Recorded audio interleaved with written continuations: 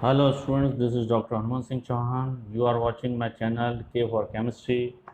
आज हम स्टडी करेंगे molecular symmetry and group theory.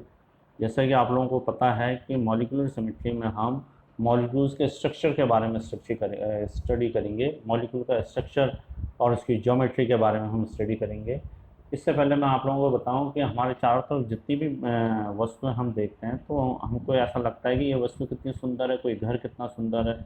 हम कई बार देखते हैं कि ताजमहल जो है कितना सुंदर है। तो उसकी ब्यूटी के पीछे एक रीज़न ये भी है, साइंटिफिकली हम सोचें तो, कि वो जो स्ट्रक्चर है वो सममित है, सिमेट्रिकल। अगर कोई स्ट्रक्चर सिमेट्रिकल नहीं होगा तो हमको वो जो है वो सुंदर प्रतीत नहीं होगा। ऐसे ही जितने भी जो स्ट्रक्चर हैं, मॉलिक्यूल्स हैं, उनके जो स्ट्रक्चर हैं उनमें हमको ज्योमेट्री का स्टडी करना होता है। ज्योमेट्री का स्टडी करने से उससे पहले हमको उसकी सममिति का भी पता करना होता है, सिमेट्री जिसको हम कहते हैं। तो सिमेट्री का अगर हम पता कर लें, सिमेट्री पता करने से हमको क्या पता चलता है कि सिमेट्री का पता होने से हमको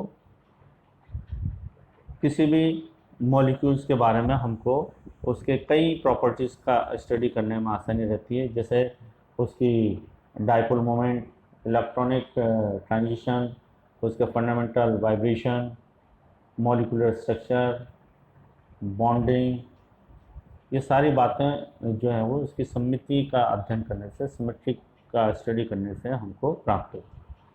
तो सिमेट्री का स्टडी करने से पहले, सिमेट्री जो है वो एक ऐसी प्रॉपर्टी है जिसे ग्रुप ऑफ प्रॉपर्टी कहें तो ज़्यादा उचित होगा। एक ही पॉइंट को देख के हम उसकी सिमेट्री को स्टडी नहीं कर सकते। सिमेट्री जो है वो ग्रुप ऑफ प्रॉपर्टी है जिसको हम बताने की कोशिश करें तो यह है। इसके अंदर एक तो आता है आइडेंटिटी, दूसरा है एक्सिस ऑफ सिमेट्री, तीसरा है plane of symmetry, centre of symmetry and fifth is alternative axis of symmetry. तो ये सारी प्रॉपर्टी अगर किसी स्ट्रक्चर में अगर है तो वो कम्प्लीटली 100% सिमेट्रिकल है, और उसमें से एक प्रॉपर्टी जैसे जैसे कम होती जाएगी तो उसी के अकॉर्डिंग उसमें असिमेट्री जो इंक्रीज़ होती जाएगी और सिमेट्री डिक्रीज़ होती चली जाएगी। इस आधार पर हम चलते हैं। अच्छा हाँ, और जितने भी जो सिमेट्री है, ये इन पांचों को अपन कहते हैं एलिमेंट ऑफ सिमेट्री, और उसमें जो भी क्रिया होगी या जो भी उसके ऊपर एक्टिविटी होगी स्ट्रक्चर के ऊपर, उसको रोटेट करना या इस तरह की जो भी एक्टिविटी होगी उस एक्टिविटी को हम कहेंगे सिमेट्रिकल ऑपरेशन। तो इसी श्रृंखला में हमारे पास जो है सममिति के तत्व को हम स्टडी कर रहे हैं। अब इसमें आप देखेंगे कि यह हमारे पास एक स्ट्रक्चर आया है, ये आपने देखा है। अब इसमें देखिए कि ये एक त्रिभुज बना रखा है, इसमें अ ऊपर है, ब और स नीचे है। 120 डिग्री रोटेट किया तो स ऊपर आ गया। स ऊपर आ गया मतलब इसको हमने क्लॉकवाइज रोटेट किया 120 डिग्री और ये स्थिति आ गई। या इसको अगर दूसरे तरीके से हम सोचें तो इसको एंटी क्लॉकवाइज हमने रोटेट किया 2 बार, ये भी कह सकते हैं हम। अब इसमें यह है कि हमारे पास 2 वर्ड हैं, एक है आइडेंटिकल और एक आइडेंटिकल है और एक हमारे पास है इक्विवेलेंट। अब इसमें आप देखेंगे कि जो आइडेंटिकल जो स्ट्रक्चर है वो क्या होगा कि इसको हम 360 डिग्री रोटेट करें तो अ के स्थान पर अ आ जाएगा, ब के स्थान पर ब, स के स्थान पर ब, स। तो इसे हम कहेंगे आइडेंटिकल स्ट्रक्चर। इसके अलावा अगर इसको 120 डिग्री रोटेट कर रहे हैं तो स्ट्रक्चर तो वैसा का वैसा ही है, मूल स्ट्रक्चर जैसा ही है, लेकिन हकीकत में मूल स्ट्रक्चर है नहीं। तो इस तरह के जो स्ट्रक्चर प्राप्त होंगे हर 120 डिग्री रोटेट करने पर, इसे हम कहेंगे इक्विवेलेंट स्ट्रक्चर। तो ये आइडेंटिकल और इक्विवेलेंट स्ट्रक्चर में अंतर है, समान संरचना और समरूप संरचना, यह है। अब इसके बाद हम जो है इसकी एलिमेंट ऑफ सिमेट्री को स्टडी करते हैं। तो अब हम यहाँ देखते हैं, ये एक है सम्मित क्रिया का। जैसे मैंने बताया कि सम्मित क्रिया में जो भी हम इस पर एक्टिविटी करेंगे मॉलिक्यूल के ऊपर, उसको रोटेट करना जो भी है, तो वो जो क्रियाएं कहलाएंगी उसकी सिमेट्रिकल ऑपरेशन, सम्मित क्रियाएं कहलाएंगी। इस सम्मित क्रिया में वो मूल स्ट्रक्चर से उसको ओरिएंट करेंगे हम, और जिससे नए नए स्ट्रक्चर प्राप्त होंगे। जैसे ये हमारे पास एक त्रिभुज का स्ट्रक्चर हमने दे रखा है, आप यहाँ देखेंगे ये त्रिभुज बना रखा है, 5 स्थितियाँ हैं। तो त्रिभुज को देखो, हमने यहाँ 120 डिग्री रोटेट किया तो 2 बना, फिर 120 डिग्री रोटेट किया थर्ड पोजीशन, फिर 120 डिग्री रोटेट किया तो वापस जो पोजीशन आई है वो मूल पोजीशन के समान। मतलब हमने इसको 360 डिग्री रोटेट अगर करते हैं स्ट्रक्चर को तो मूल स्ट्रक्चर के समान हो जाता है। तो या इसको 360 डिग्री रोटेट करो या 0 डिग्री रोटेट करो, तो जो स्ट्रक्चर प्राप्त होगा वो मूल स्ट्रक्चर के समान होगा।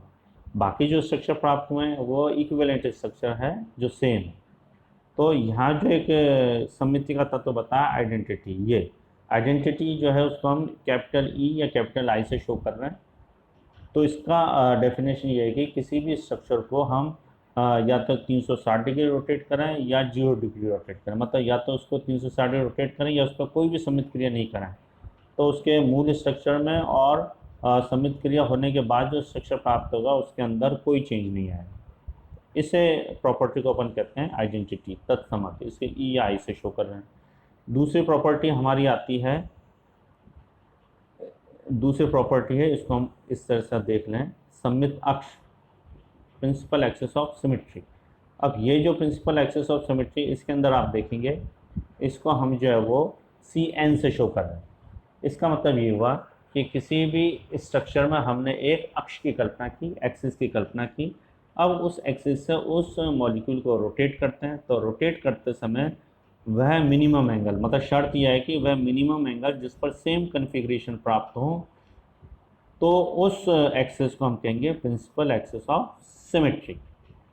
इसे हम सी एन से शो करते हैं, जहाँ एन बराबर यह है 360 डिग्री तक रोटेट करने में जो सेम कन्फिग्रेशन प्राप्त होंगे उनकी संख्या है। जैसे माना वो जो अभी इससे पहले हमने त्रिभुज बनाया था, उस त्रिभुज को रोटेट कर रहे थे हम, तो हर 120 डिग्री पर सेम स्ट्रक्चर प्राप्त हो रहे थे। तो 360 डिग्री तक रोटेट किया तो कितने सेम स्ट्रक्चर प्राप्त हुए? 3। तो ये यहाँ एन बराबर हो जाएगा 3। तो इस तरह से, क्योंकि 360 डिग्री पूरा रोटेट करने पर तो मूल स्ट्रक्चर के समान स्ट्रक्चर प्राप्त हो जाएगा, तो ये उसका एन है। अब जैसे ये हमको एक वाटर का जो है H2 का स्ट्रक्चर है, HAHB, इसको बीच में से ये एक्सिस जा रही है, ये कल्पना की हमने, ये एक्सिस है, इससे इसको 180 डिग्री रोटेट किया तो HB के स्थान पर HA, HA के स्थान पर HB आ गया।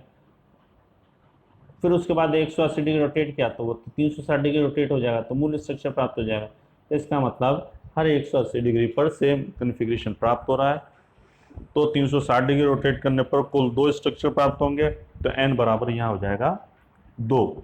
तो इसके अंदर सी एन सममित अक्ष है। अब इसके बाद हम चलते हैं आगे, ये एक और स्ट्रक्चर है हमारा।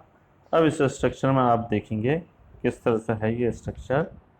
इस स्ट्रक्चर के अंदर जो है, हाँ, ये अपने पास जो मॉलिक्यूल है वाटर मॉलिक्यूल है, ये वाटर मॉलिक्यूल के अंदर देखिए HA और HB 180 डिग्री रोटेट किया तो इक्विवेलेंट स्ट्रक्चर प्राप्त हुआ, फिर उसको 180 डिग्री रोटेट किया तो फिर सेम स्ट्रक्चर प्राप्त हुआ। तो H2 के अंदर C2 सममित अक्ष है। इसके अलावा हमने NH3 लिया, NH3 में N बीच में और HA, HB और SC अलग अलग है। तो इसको भी हर 120 डिग्री रोटेट करने पर हमको सेम कन्फिग्रेशन प्राप्त हो रहे हैं। तो 360 डिग्री तक रोटेट करेंगे तो हमको कितने कन्फिग्रेशन प्राप्त होंगे? 3 सेम कन्फिग्रेशन प्राप्त होंगे। तो इसलिए n इसका कितना हो गया? 360 डिग्री डिवाइडेड बाई 120 डिग्री, तो यह आ गया 3। तो ये हो गया C3 सममित अक्ष इसके अंदर NH3 में।